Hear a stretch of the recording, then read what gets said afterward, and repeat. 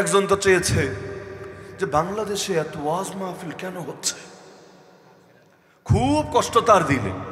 এবং ওয়াজ মাহফিলে কি কি ক্ষতি হচ্ছে, অনেকগুলো ক্ষতির একটা ক্ষতি আল্লাহর বান্দা ব্যাখ্যা দিয়েছে। কিশোরগঞ্জ বাড়ি, নাম আমি বলতে চাই না, ব্যাখ্যা দিয়েছে এর কারণে বাঙালি সংস্কৃতিগুলো হারায় যাচ্ছে। আচ্ছা কি কি সংস্কৃতি, নাম না বললে তা অন্তত একটা ব্যাখ্যার সুযোগ থাকতো যে ভালো কিছু হয়তো বুঝিয়েছে।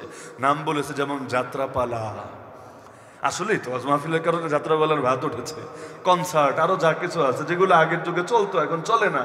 তো এখন এই সমস্ত কারণে এই যে বাঙালি সংস্কৃতি হারায় যাচ্ছে, এই যে ইসলামের নামে ওয়াজ মাহফিল তফসির মাহফিল হচ্ছে, এগুলোর কারণে মনে বড় জ্বালা। কেন জ্বালা এটা আমার বোধগম্য না, হয়তো সেখানে তার বিশেষ কোনো ব্যাপার স্যাপার ছিল, যাত্রাপালা হলে হয়তো যেত, আর যাওয়ার পরে কি করতো না করতো, ফষ্টি নষ্টি কি চলতো না চলতো, এটা ওই গ্রামের লোকেরা ভালো বলতে পারবে, আমার তো আর আইডিয়া নাই। তো দিলে বড় জ্বালা, কেন দেশে ওয়াজ মাহফিল হচ্ছে, অথচ আল্লাহর বান্দা যে কোনো ক্ষমতাশালী এমনও না বিষয়টা। এখন তো দেশে কেউই ক্ষমতায় নেই, কেউই নাই, তারপরও তার দিলে এত জ্বালা। তো দুর্বল অবস্থায় যদি এত জ্বালা থাকে, সবল অবস্থায় কি যে হতে পারে আল্লাহ ভালো জানে। আচ্ছা আপনার কি ধারণা, এভাবে যদি সবারই জ্বলন শুরু হয়, একজন না এরকম হাজার জনের জ্বলন শুরু হয়, তাহলে বাংলার জমিনে ওয়াজ মাহফিল তো আর থাকবে না, তাই না? কি আপনাদের কি ধারণা থাকবে না তো আর, তাই না? ওদের জ্বলনি যত বাড়বে আপনি লিখে রাখেন, দেখবেন ওয়াজ মাহফিল তত বেড়েছে ইনশাআল্লাহ। শয়তানি যত বাড়ে ওই উল্টা রিয়েকশন তত হয়। ইসলামকে আমি পুরো ইতিহাস ঘেটে দেখেছি, ইসলামকে যেই কয়বার দমানোর চেষ্টা করা হয়েছে ওই কয়বার ইসলাম বহুগুণ বেশি শক্তি নিয়ে এগিয়ে গিয়েছে।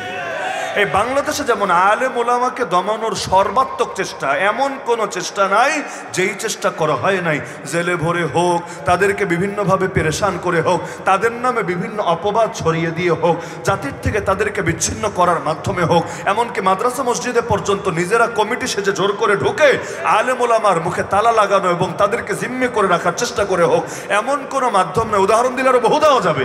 এমন কোনো মাধ্যম নেই যেই মাধ্যমে আলেমদেরকে হ্যস্তন্যস্ত করার চেষ্টা করে নাই। কিন্তু চেয়ে দেখেন আজকের বাংলাদেশে যে আলেমরা মাজলুম হয়েছে, আল্লাহ তাদের ইজ্জত হাজার গুণ বাড়িয়ে দিয়েছে। এখন পুরো বাংলাদেশ আলেমুখী, পুরো বাংলাদেশ। আপনি একবার হিসাব করে দেখেন, দেশে মাহফিল আগের চাইতে কমেছে না বেড়েছে? আচ্ছা মাহফিল যে বেড়েছে, শ্রোতা তো কমে গেছে একদম। কোন মাহফিল তো শ্রোতা ছাড়া হচ্ছে, তাই না? তাহলে মাহফিলও বেড়েছে, শ্রোতাও বেড়েছে। বেশিরভাগ মাহফিল কারা করছে? যুবকরা। বাংলাদেশে বেশিরভাগ মাহফিল কারা করছে এখন? যুবকরা। কখনো ডাইরেক্ট যুব সংগঠনের নামে, কখনো মসজিদ বা ভিন্ন কোনো নাম দিয়ে, কিন্তু কাজ চালাচ্ছে কারা? যুবকরা। এই যুবকগুলোকেই তো চেয়েছিল ওই লাইনে নেবে, তাই না? মাদকের পেছনে লাগাবে, নারীর পেছনে লাগাবে, এদেরকে দিয়ে নষ্টামি করতে করতে পুরো বাংলাদেশটার একটা জানোয়ারের বাংলাদেশে পরিণত করবে, আর আল্লাহর গজবানার সব ব্যবস্থা করবে। কিন্তু দেখেন আল্লাহ তাআলা ওই যুবকদেরকেই ঘোরায় দিয়া জামানার ওমর বানায় দিচ্ছে। তাহলে এত এখনো বাংলাদেশের রিমান্ডে আমাদেরকে এটা পর্যন্ত বলেছে, হুজুর আপনাদেরকে নজরদারি না করে উপায় আছে, সোশ্যাল মিডিয়া 70% আপনাদের দখলে।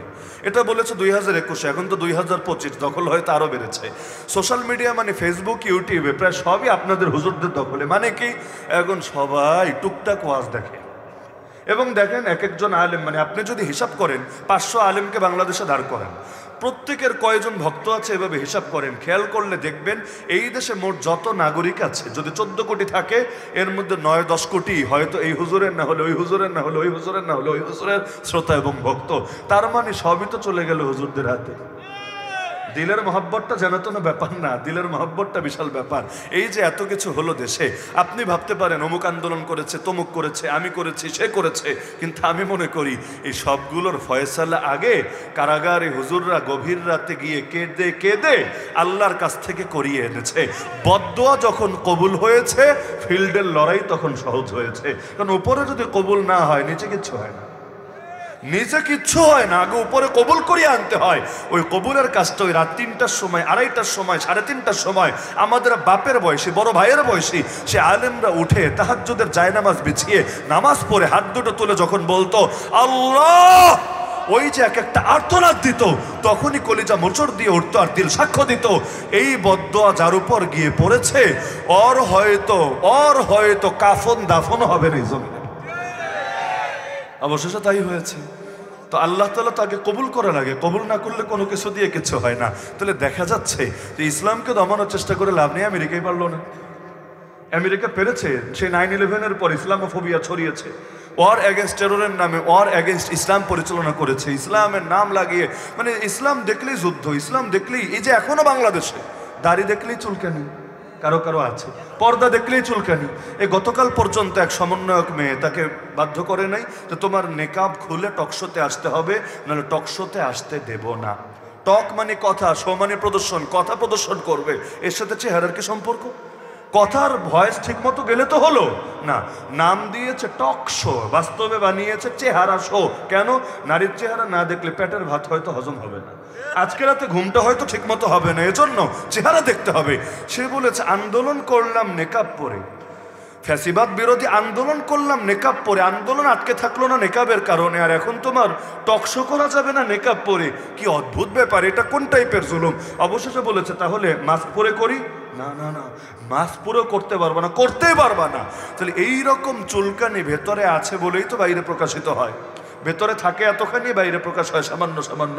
কদ কাদাতিল বাগদাউ মিন আফওয়াহিহিম ওয়া মা তুখফি সুদুরুহুম আকবার। তাহলে যত যত চুলকানি রোগী চুলকাতে থাকুক, আরো চুলকাক, আরো চুলকাক, আরো চুলকাক, ওদের চুলকানি যত বাড়বে ইসলামের বিজয় তত সহজ হবে ইনশাআল্লাহ। কারণ ইতিহাস এটাই বলে যে ইসলামকে ওই নিজেদের লোক দিয়ে বেশি দূর আগানো যায় না, ওরাই আগায় দেয়। যেমন আমার নবীর দাওয়াত সবচাইতে বেশি কখন ছড়িয়েছে জানেন? মক্কায়। কখন ছড়িয়েছে? নবী নিজে দাওয়াত দিয়ে দিয়ে কয়জনকে দিতেন? তিনি একা মানুষ, সারাদিন সকাল থেকে সন্ধ্যা পর্যন্ত দাওয়াত দিল, একা কয়জনকে দাওয়াত দিতেন? হজে তো লাখ লাখ মানুষ আসে, প্রত্যেককেই তো দাওয়াত দেওয়া দরকার, নবী যে কয়জনকে দিতেন? মক্কার কুরাইশ নয় তো কিছু সীমাবদ্ধ, ওদেরকে সারা বছর বসে দাওয়াত দিলেন। তো হজের মৌসুমে এত এত এত মানুষ, সবাইকে কিভাবে দাওয়াত দিবেন?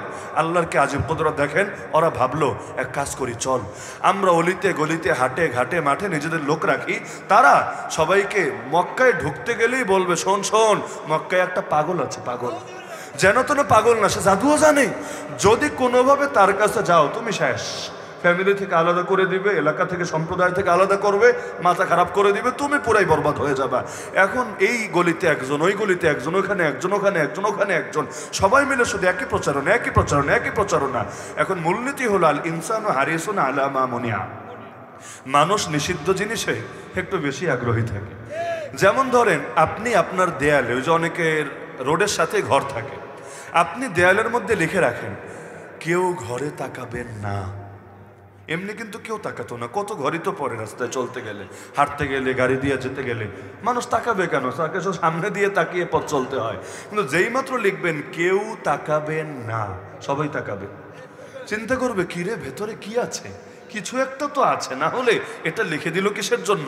তাহলে কোনো কিছু যদি সহজে ভাইরাল করতে চান, নেগেটিভ মার্কেটিং এর দ্বারা মার্কেটিংটা ভালো হয়, পজিটিভ মার্কেটিং এর দ্বারা বেশি হয় না, নেগেটিভ মার্কেটিং এর দ্বারা। এজন্য এই যুগে দেখেন না অনেকে ভাইরালের ভীমরতিতে ধরে, ভাইরাল হওয়ার জন্য আকাম কুকাম ইচ্ছা মতো করে ছাড়ে, কারণ জানে ভালো কাজ দিয়ে ভাইরাল হয় কম, তো এই জন্য যদি উল্টাপাল্টা করতে পারে ভাইরাল হয়ে যায় বেশি। তো এখন এই কারণে, এবং আমি মনে করি বাংলাদেশে কিছু বেয়াদব এগুলো ভাইরাল হওয়ার জন্য বিগত দিনে মাহফিলের স্টেজে আলেমদের সামনে বেয়াদবি করেছে, এগুলো ভাইরাল হওয়ার জন্যই ইসলাম বিরোধী কথা বলেছে। কেন? যাতে করে নাস্তিক বেঈমানদের নেক নজর পড়ে, ইন্ডিয়ার নেক নজর পড়ে, আমেরিকার নেক নজর পড়ে, কাফের মুশরিকদের নেক নজর নিয়ে যাতে ভালো ধান্দা করতে পারে। আর এমন আমরা রিমান্ডে দেখতাম পুলিশদের মধ্যে, বাহিনীগুলোর মধ্যে প্রতিযোগিতা চলে, তুই কয়জন ধরছস, আমি এই কয়জন, তুই কয়জন, আমি এই কয়জন। এই থানায় তারা 25 জন, ওই গোয়েন্দা সংস্থায় তারা 30 জন, এবং কে কোন হ্যাডমের হুজুর ধরেছে, মানে কেউ একদম বড় পাওয়ারফুল কাউকে ধরেছে, কেউ এমনি একজনকে ধরে এনে চালিয়ে দিয়েছে। এগুলো দিয়ে তারা গর্ব করতো। গর্বের কারণ তো বুঝতাম না, তবে আইডিয়া করতাম যে হয়তো এগুলোর মাধ্যমে তাদের প্রমোশনের ব্যবস্থা হতো, না হলে এগুলো গর্ব করার বিষয় কেন যে কে কাকে ধরেছে, তুমুল প্রতিযোগিতা।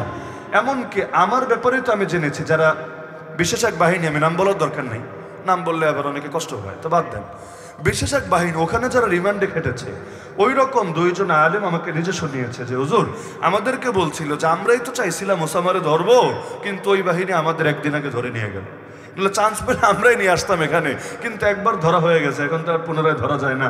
তার মানে প্রতিযোগিতা কার চাইতে কে আগে খাবে। তাহলে এই প্রতিযোগিতা কেন করবে? নিজের খেয়ে নিজের পরে আরেকজনের পেছনে মেহনত করার দরকার আছে না? অবশ্যই এখানে তাদের ধান্দা আছে। তো বেয়াদবি করলেই যদি ফায়দা ভালো হয়, বেয়াদবি করবে না কোন দুঃখে? মক্কার মুশরিকরা যেমন আল্লাহ রাসূল একদিন নামাজ পড়ছেন, নামাজ কাবার সামনে দাঁড়িয়ে, উকবা ইবনে আবি মুআইদ সে গিয়ে নিজের গায়ের চাদরটা খুলে নবীর গলায় পেঁচিয়ে জোরে টান মারলো। তার উদ্দেশ্য আল্লাহ নবীকে শ্বাস বন্ধ করে এখানে হত্যা করে ফেলবে। যখন তার সাঙ্গপাঙ্গরা দেখলো ওরা কি বাঁচাতে যাবে আর কি পক্ষে কাজ করবে, ওরা গিয়ে কেউ ঘুষি মারতে লাগলো, কেউ ধাক্কা দিয়ে নবীকে কাবার দেয়ালে ফেলে দিল, কেউ চর মারলো, এক একজন এক একভাবে নবীকে কষ্ট দিল। ওরা চাচ্ছিল আজকেই শেষ করে দেবে, কারণ আবু তালেবও দুনিয়াতে নাই, খাদিজা রাদিয়াল্লাহু আনহা দুনিয়াতে নাই, তাদের ইন্তেকাল হয়ে গেছে। সুতরাং আজকে যদি মারে কে বাঁচাবে, কে পক্ষে দাঁড়াবে? তাহলে উকবা ইবনে আবি মুআইত একা মারছে, তোরা পারলে চুপচাপ দেখ, না পারলে অন্তত এই জুলুমের বিরুদ্ধে প্রতিবাদ কর। না, ওরাও নিজেরা গিয়ে, মানে ওই বাঁশ যত লম্বা কঞ্চি হয়ে গেছে এর চাইতে আরো লম্বা, এই বাংলার জমিনেও মূল নেতা যারা থাকে ওরা যদি ইসলামের বিরুদ্ধে একটা কথা বলে, পাতি নেতা যেগুলো থাকে ওগুলো হাজারটা বাক্য নিয়ে ময়দানে ঝাঁপিয়ে পড়ে। এটা নিয়মে, দুনিয়ার সিস্টেমটাই এমন। মূল যদি ভালো হয় তাহলে নিচেও ভালো, মূল যদি খারাপ হয় নিচেও খারাপ। কারণ যেই জিনিস যেমন ওখান থেকে তো তেমন জিনিসে বের হবে। তাহলে দেখা যাচ্ছে প্রতিটা ক্ষেত্রে কিছু মূলনীতির ব্যাপার স্যাপার আছে।